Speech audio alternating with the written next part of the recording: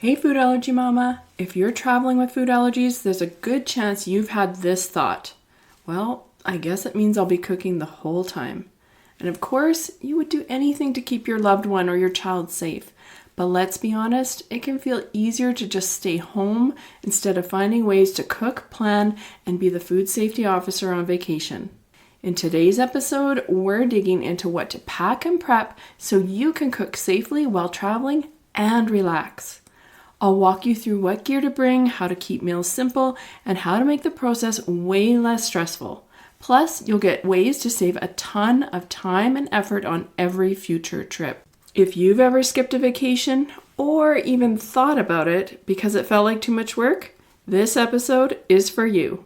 Let's get to it. Hey food allergy mama. If you're here, you've likely experienced the scary and lonely food allergy diagnosis with your child. Unfortunately, food allergy parents aren't taught how to navigate the food allergy lifestyle, and it's easy to feel alone and discouraged sometimes. But I'm here to show you that food allergy life doesn't have to feel restrictive, scary, or isolated. I'm Karina, and I'm a 17-year food allergy mom and food allergy coach at Friendly Pantry Consulting. I specialize in making food allergy life safer and less worrisome for food allergy families like yours. I'm not perfect, but over 17 years, I've learned a lot the hard way, and I'm sharing the secrets and resources you won't hear anywhere else that will help you feel confident living with food allergies faster and easier than I did. From introducing allergens, travel, navigating school, and educating friends and family, this podcast will give you the essential tips and strategies you need to help your food allergy child and family thrive. Welcome to the show. Have you heard? I've become a food allergy travel advisor. I can help take the burden of planning off your plate so you can focus on making memories with your family. Email me at corina.meckleborg@fora.travel and we can chat about your dream vacation.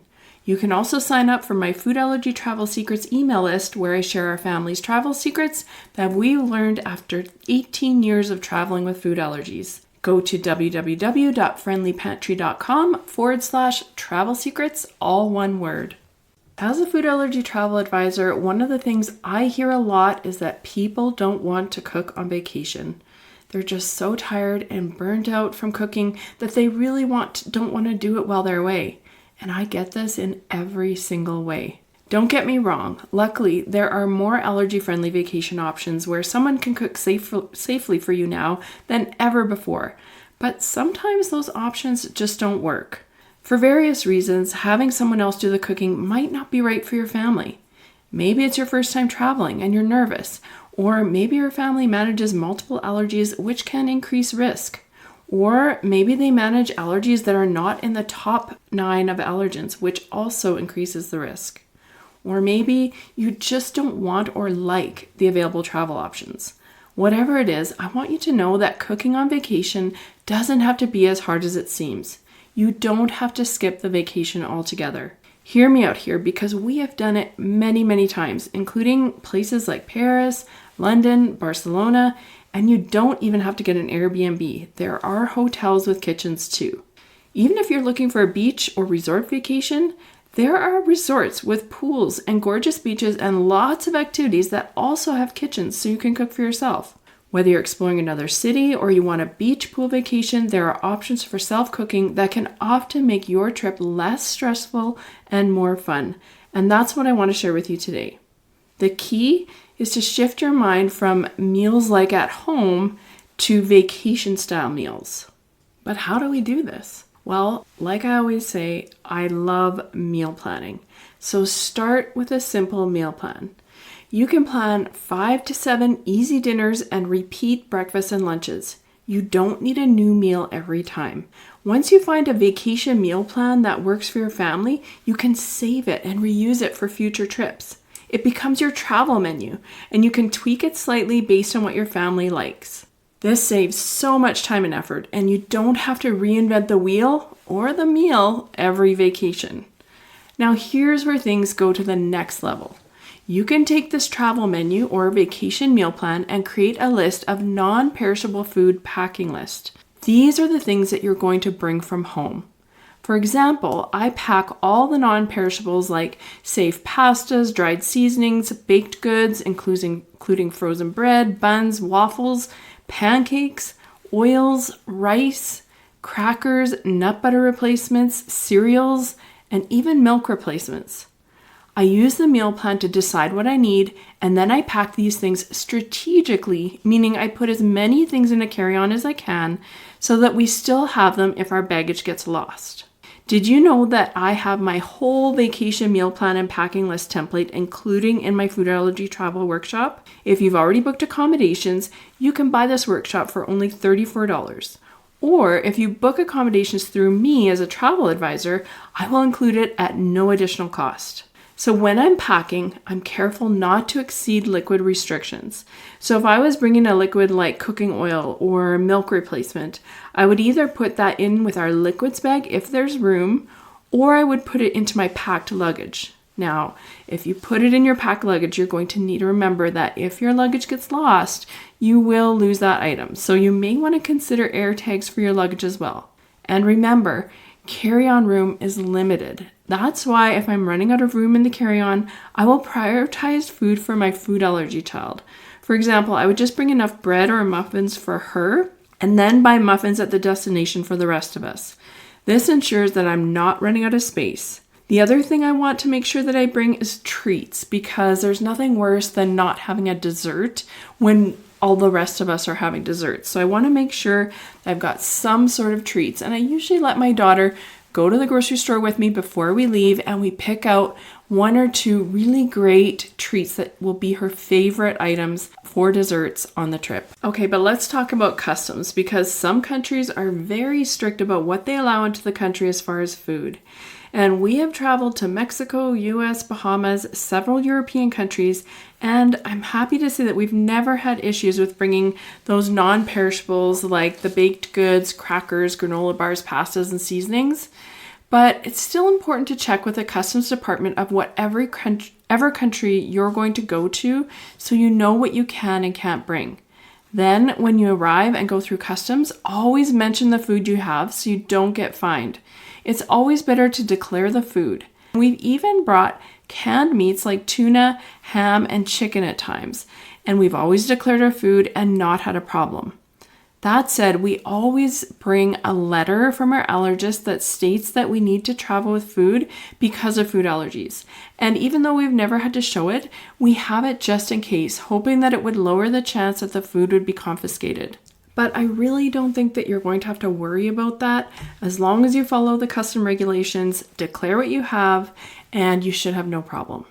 So we talked about keeping your meal plan and using it for every vacation, which means we now have that packing list of non-perishables that we can use to pack every single time.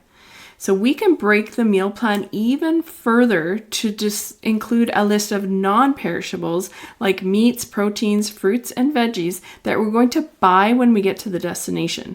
This is now your grocery list, and it's a huge time saver because it saves us from having to remember what to buy when we get to the destination.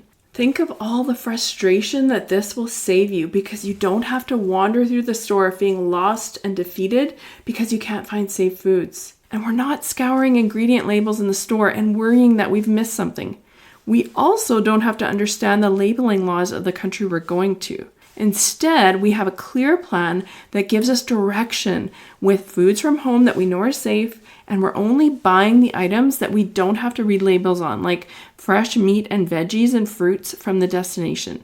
This saves us so much time and stress. Not only that, but when you are cooking on vacation, you're going to save money because we're not eating out the whole time. Okay, so you might be wondering, Karina, how do I start this meal plan? Like, how do I create it?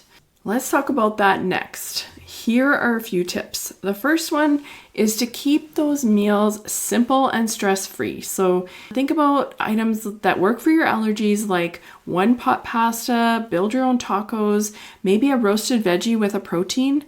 Now, we really love those roasted veggies like potatoes, broccoli, or cauliflower, and grilled chicken, fish, or steak. You can just add a safe oil and a little bit of that seasoning from home, and you can bake or grill it. It's simple and delicious.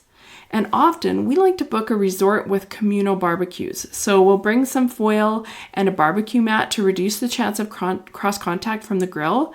You can get these mats on Amazon, and I've even seen them at Costco too. Or if you can't find that, you can also create like a little foil packet where you fold all the food inside the pack and you can just like flip it over when you're cooking. It's okay if the meals are basic, as long as they're safe and satisfying. This isn't necessarily the time to test new recipes unless you want to. Another tip is to prep things ahead of time. So what I do is I freeze baked goods like muffins, pancakes, and cookies, and this is going to save me time and brain power when I arrive. So if you're flying, you can pack those items actually frozen inside a Ziploc container in the carry-on so that they don't get squished, and then when you arrive, they're going to be defrosted. You can then use them right away or refreeze them at your destination if you don't think you'll use them like right within the next few days. This is like sending your future self a care package, and I know you're going to find it really helpful. The next tip is to not bring the whole kitchen. Now, I have heard about people bringing mini appliances from kettles to Instant Pots to toasters, and while this may make you feel better, it's not necessary. If there's a small appliance that you just cannot live without, fine. But I think it's going to be much easier to focus on baking, frying, and boiling and barbecuing with the tools that you find at the destination. So yes, you'll want to bring some cross-contact tools like a barbecue mat and the foil that I talked about earlier, or other handy items like clean dishcloths and sponges, plastic cooking utensils, wipes, and an allergy-safe cutting board. Other than that, we usually just wash all the cooking pots, pans, dishes, and utensils in the dishwasher or hand wash them right when we arrive. We also wipe down any hard surfaces in our room. And did you know that you can sometimes request an allergy clean where they actually deep clean your room? I had no idea about this for a long time, but if I can, I will ask for this when possible. The next tip is to remember that repetition is your friend. This is because kids thrive on predictability. If your family loves the same allergy-friendly breakfast or snack plate every day, roll with it. Familiar meals means less decision fatigue, and that means less mental load for you. Also, you can make it a part of the fun. Visit a farmer's market or have a picnic or lunch on the beach or at a scenic spot, and this can all be part of the travel experience. It's not about perfection, it's about keeping everyone safe and making memories. So yes, when you're managing food allergies, vacations might look a little different. You might be packing a carry-on of food or planning a few simple meals, but that doesn't mean that you can't truly relax. With the right prep, cooking on vacation doesn't have to be overwhelming. It can give you the freedom to enjoy your trip with more confidence, more calm, and fewer last-minute food decisions. Because you deserve a break too. Want to have my food allergy travel expertise on your side so you don't have to figure out your vacation on your own? I'd love to help you create a trip that feels safe, doable, and fun. You don't have to do it all yourself. Let's make your next trip feel like a real vacation. Send me a DM on Instagram at Friendly Pantry or email me at karina.meckelborg@fora.travel to chat about your next vacation. If this episode helped you feel better about cooking on vacation, please share this with someone who might be planning a trip soon, or let me know by leaving a 5-star review. Thanks for listening, and bye for now. Before you go, Mama, if you love this episode and want deeper support, head over to friendlypantry.com to see how we can partner together to keep your food allergy child safer and worry less. There's no need for wasting time searching all over Instagram, TikTok, and the web to get the practical knowledge you need for your family. While you're there, grab your free Food Allergy Kids Empowerment Guide or the newly diagnosed checklist today. Topics are not medical advice and are the opinions, views, and property of Friendly Pantry Consulting Incorporated. All rights reserved. Always contact your board-certified allergist immunologist for health advice.